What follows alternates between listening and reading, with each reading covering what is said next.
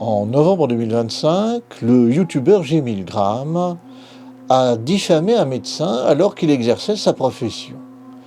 Et pour cela, il est convoqué prochainement devant le tribunal correctionnel afin d'y être condamné. Juridico-geek. Le youtubeur G1000g, Je peux savoir à quoi tu joues exactement, Sébastien? enfin, tu vois bien, Tricotine, je suis en train de tourner une vidéo. Et tu peux m'expliquer pourquoi tu t'es fait un cosplay d'Astronogeek? Ah, parce que tu connais Astronogeek? Évidemment, vous les humains, vous regardez des vidéos de chats, et nous les chats, on regarde des vidéos d'humains. Bref, j'imagine que tu as une bonne explication. Bah oui, Tricotine, c'est bien gentil, mais enfin, c'est quand même toi l'autre jour qui m'a demandé de faire évoluer la direction artistique de la chaîne, hein. Oui, enfin, j'ai jamais parlé de plagier non plus. Ah bon? Mais je fais comment alors? Ah, j'ai une idée. Comme quoi, tout arrive. Et si je commence les vidéos en disant « Mes chers camarades, bien le bonjour ». On a juste à prier que Nota Bene nous fasse pas de procès, sinon c'est nous qui allons devenir de l'histoire ancienne. Tourne plutôt cette vidéo comme d'habitude. Mais à l'avenir, évite de prendre des initiatives sans m'en parler. Ah bon? Je te rappelle que tu n'es que stagiaire dans cette boîte. Vous savez peut-être que le youtubeur G1000g risque de se retrouver prochainement devant le tribunal correctionnel. En effet, celui-ci a gravement diffamé un médecin et pour ça, il risque fort d'être sévèrement condamné. Ou pas. C'est mieux comme ça, Tricotine? Enchaîne, espèce de boulet. Bon. Alors, que s'est-il passé? Fin novembre 2025, le youtubeur G1000g sort une vidéo sur sa chaîne. Elle est intitulée « Quand le bullshit s'invite à l'hôpital ». Courez la regarder, le lire est ici et en description. Et dans cette vidéo, G1000g met en évidence que tous les soins prodigués à l'hôpital de Montpellier ne sont pas forcément très scientifiques. Il fallait que j'aille au laboratoire L'Art Royal acheter des coquilles d'huîtres en poudre. Pourquoi est-ce qu'il te dit de prendre des coquilles d'huîtres en poudre? Reprogrammer mes gènes. C'est ce qu'il te dit. Ouais. Oui. Bon, on va beau être aujourd'hui le 1er avril, hein, la poudre de coquille d'huître pour rééquilibrer les gènes, ça n'a toujours pas été approuvé par la faculté de médecine. Bref, vous l'avez compris, il s'agit une fois de plus de savoir où le droit va placer le curseur entre deux intérêts opposés, d'une part le respect dû à ces praticiens hospitaliers, et d'autre part la liberté de critique de G1000g.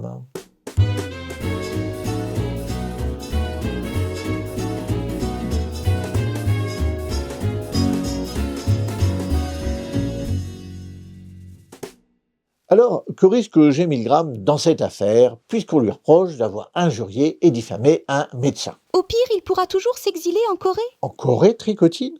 Mais si ça se trouve, il parle pas le coréen? Dans ce cas, il peut facilement l'apprendre grâce à une solution toute simple qui s'appelle Rosetta Stone. Oh bon? Mais c'est quoi ça, Rosetta Stone? Quand tu étais petit, sans doute à l'époque de l'Empire romain, tu as appris à parler grâce à des associations d'idées, d'images, d'actions, de sons. Eh bien, avec Rosetta Stone, c'est pareil. C'est une méthode immersive d'apprentissage de langues étrangères que tu peux installer sur ton ordinateur ou sur ton téléphone. Oui, alors peut-être un téléphone un poil plus moderne quand même. L'application te permet de comprendre la langue, mais elle n'affiche jamais la traduction. Grâce à des mises en situation avec des images et du son, tu comprends intuitivement les mots et les phrases. Et en plus, l'application te fait travailler ta prononciation avec un outil de reconnaissance vocale qui compare ton intonation avec celle des locuteurs natifs. Guten Tag. Guten Tag. Et comme chaque leçon dure moins de 10 minutes, c'est parfait pour caler ça à n'importe quel moment de la journée. Et toi aussi, tu l'as utilisé, Tricotine? Faux chaud! En plus, en ce moment, Rosetta Stone vous propose 60% de réduction sur leur accès à vie. Ça veut dire que vous payez une seule fois et vous aurez toujours accès à l'application. Vous pouvez vous abonner à une seule langue ou alors aux 25 langues différentes. Tout ça en cliquant sur le lien en description ou dans le commentaire épinglé. Vous avez 30 jours pour tester Rosetta Stone. Alors plutôt que donner votre langue au chat, apprenez-en une nouvelle. Et maintenant, revenons à notre vidéo, ou plutôt à celle de G1000g, qui lui a valu de recevoir un courrier d'avocat. Dans cette vidéo, 1000g recueille le témoignage de Camille, une patiente qui a été traitée par le CETD de l'hôpital de Montpellier. Alors un CETD, c'est un centre d'évaluation et de traitement de la douleur. Comme les plus perspicaces d'entre vous l'ont peut-être deviné, il s'agit d'un service qui s'occupe des personnes qui souffrent. Les gens souffrent. Ils souffrent à fond. Alors, quel est le problème avec celui de Montpellier ? Eh bien, le problème, c'est que les deux médecins qui se sont occupés de Camille lui ont prodigué des soins vraiment pas conventionnels. Je résume. Le premier toubib, le docteur Ginès, commence par expliquer à Camille que si elle souffre, c'est parce qu'elle n'a pas été aimée par sa mère lorsqu'elle était petite. Et tout ça sans l'avoir interrogée, et encore moins la sculptée. Et ça, c'est pas un cas isolé dans la pratique du docteur Ginès. Au contraire, ce médecin en fait plutôt une habitude, comme le montre G. Milgram dans sa vidéo. Dans cet extrait, le docteur Ginès découvre que ses patients n'ont pas été aimés étant petits en regardant leurs vêtements. Quand on porte des t-shirts comme ça, c'est que la mère était parfois défaillante. On voit ceux dont il y a eu un petit peu ce manque d'amour dans l'enfance. Et quand on porte un bleu profond, à votre âge encore jeune, c'est qu'on a perçu chez la mère ce défaut d'amour. Question que je me pose, c'est depuis quand c'est une pratique médicale acceptable de poser un diagnostic comme ça, juste en regardant les fringues de quelqu'un? Enfin, personnellement, je sais pas. Hein. À part que moi, on peut dire que j'aime les nœuds papillons, et ça s'arrête là. Bon. Heureusement, le docteur Ginès n'est pas le seul médecin à s'être occupé de Camille. Elle a aussi été prise en charge par un autre praticien, le docteur Abossolo. Pourquoi est-ce qu'il te dit de prendre des coquilles d'huîtres en poudre? Reprogrammer mes gènes. De la quoi? De la coquille d'huître en poudre pour reprogrammer ses gènes. Ah ouais, ah quand même. Alors évidemment, G. Milgram ne pouvait pas laisser passer ça. Hein. Comme à son habitude, il fait une excellente vidéo, à la fois drôle et percutante. Je vous ai donné le lien tout à l'heure, il est en description. Et c'est là que ça commence à nous intéresser bougrement du point de vue juridique. Le docteur Abossolo n'a pas du tout apprécié que Milgram critique sa pratique scientifique, et c'est pourquoi il a demandé à son avocat d'écrire à G. Milgram. Plus simple, c'est encore qu'on appelle Milgram lui-même, hein, et lui demander qu'il m'envoie le courrier de l'avocat. Quoi? Je téléphone avec mon appareil photo? Ben oui, alors, vous photographiez bien avec vos téléphones. Vous voyez vraiment des problèmes n'importe où. Hein.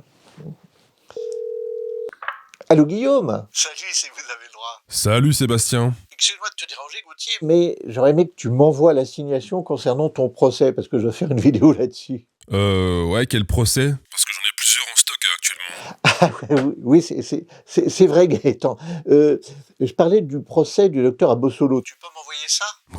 Ouais, bien sûr, bien sûr. Merci, Gabriel. Je te montrerai ma vidéo avant de la diffuser. Ça marche. Allez, salut Sébastien. Salut, Galade. Alors, voyons ça d'un petit peu plus près. You've got mail. Ah oui, quand même, hein, il y a du niveau. Ce courrier, qu'est-ce que c'est? Ça s'appelle une mise en demeure. La mise en demeure, c'est un acte juridique qui est fait avant d'agir en justice ou parfois à la place d'agir en justice.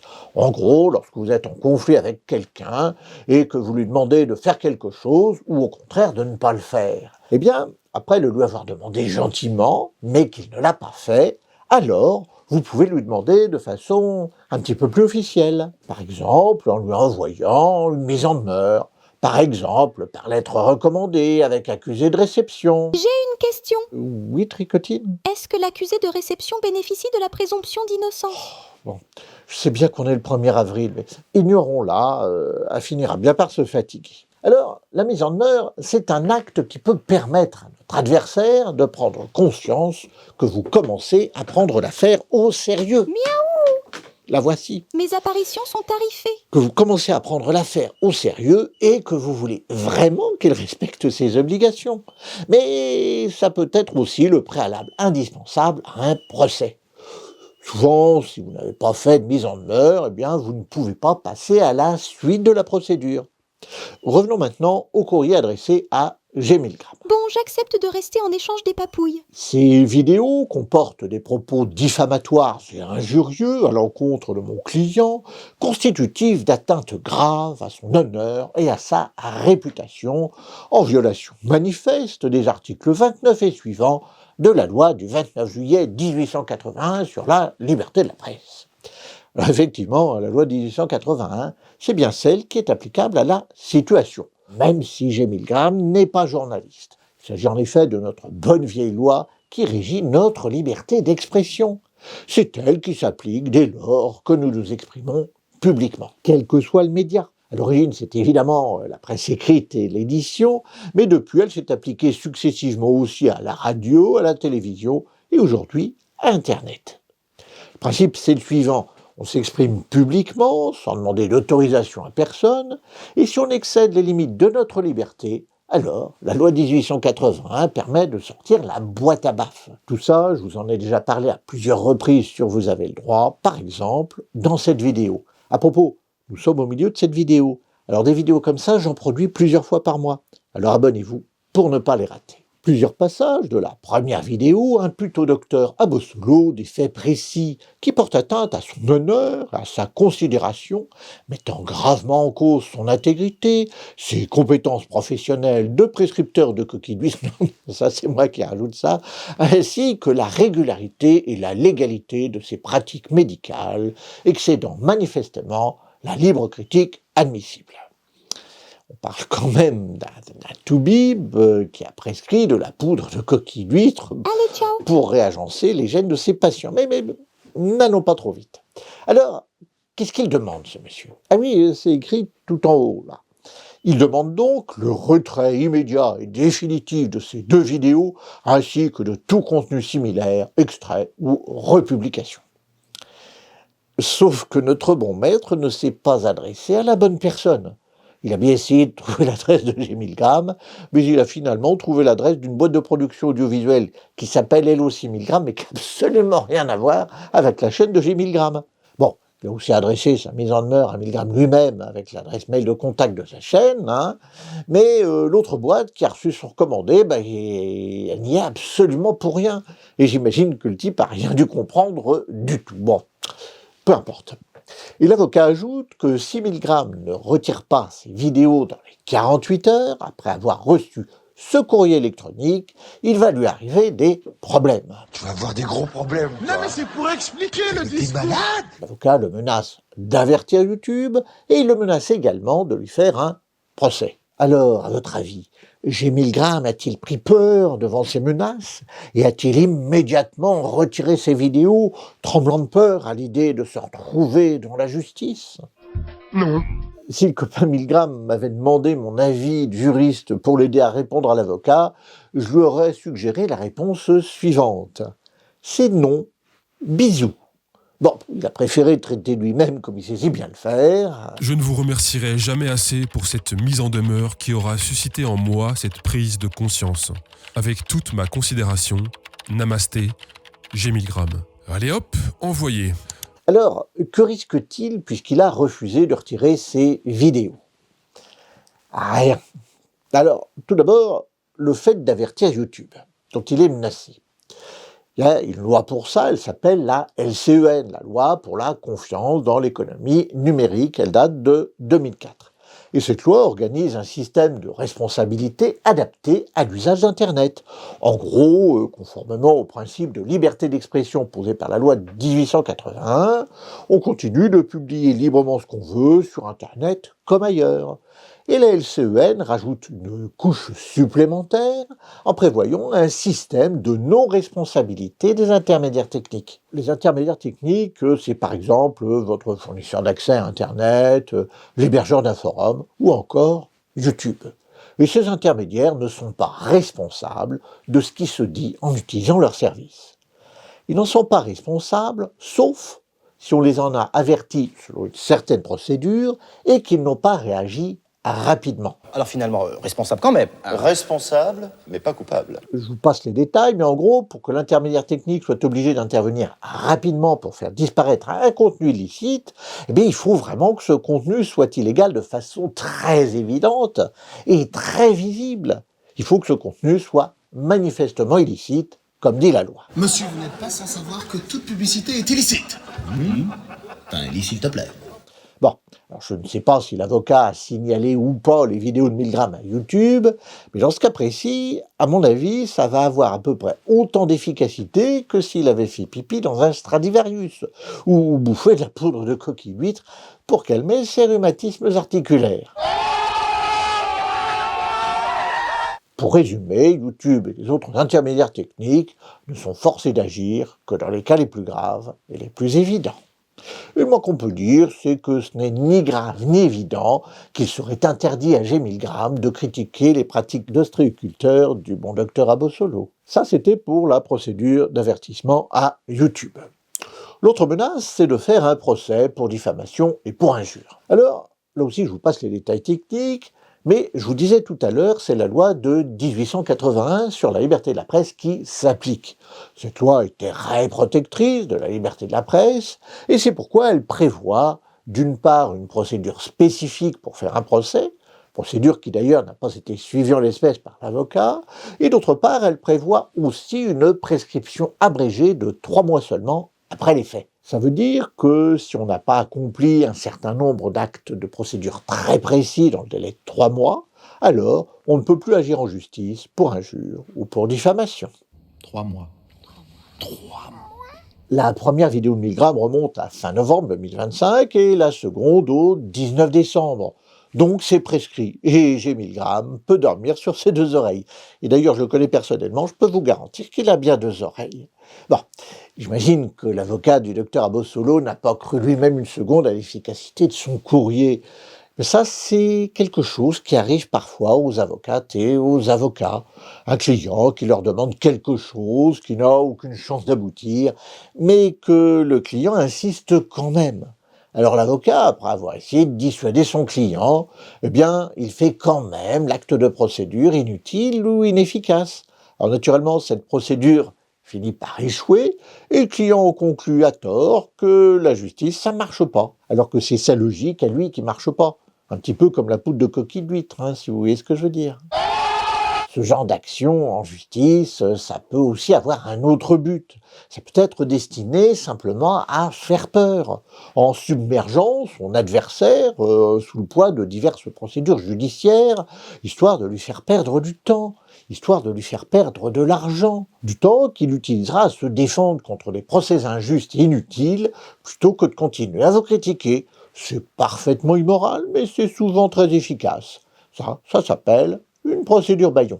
Bon, on en est très loin dans le cas du docteur Abossolo, mais la procédure Bayon, c'est une pratique, hélas, beaucoup trop courante. Mais au fait, j'ai oublié de vous dire ce qui s'est passé du côté de l'hôpital de Montpellier, qui n'a peut-être pas été content de voir ses praticiens hospitaliers critiqués et ridiculisés publiquement. Alors ça, il n'a pas apprécié et du tout. Pas content, pas content, pas content. Et d'ailleurs, voici la déclaration officielle du CHU de Montpellier. Il ne faut pas faire ça, docteur Abossolo. En effet, l'hôpital a suspendu les 2 médecins à titre conservatoire en attendant le résultat d'une enquête disciplinaire. La demande du docteur Abossolo n'avait guère de chance d'aboutir à la condamnation de Milgram. Mais il n'était pour autant pas totalement désarmé pour lui apporter la contradiction. Bon, il y a bien sûr le droit de réponse. Alors le droit de réponse, c'est quelque chose qui est organisé par la loi de 1881 et qui permet de demander et d'obtenir que le média qui a publié les propos litigieux publie aussi le droit de réponse de la personne attaquée. Ça, c'est possible dans tous les cas où il n'est pas possible de publier directement soi-même sa réponse.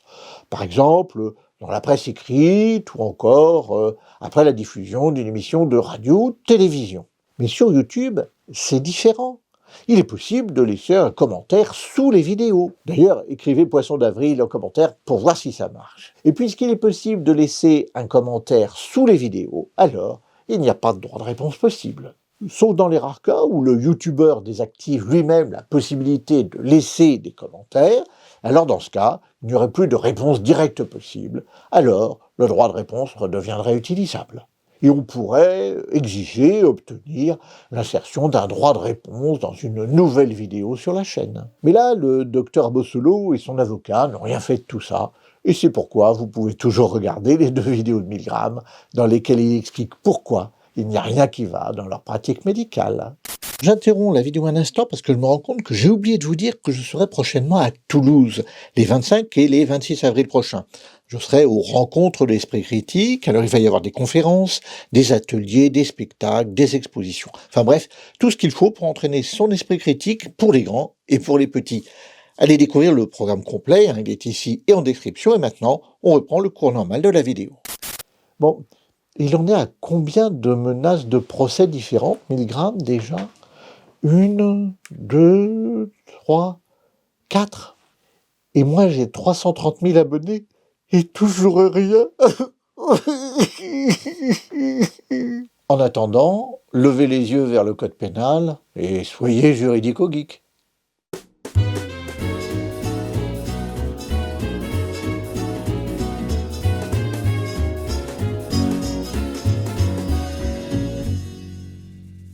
Et vous photographiez bien avec vos téléphones. Ta gueule, Tricotine. Tu perturbes le tournage. Ta gueule.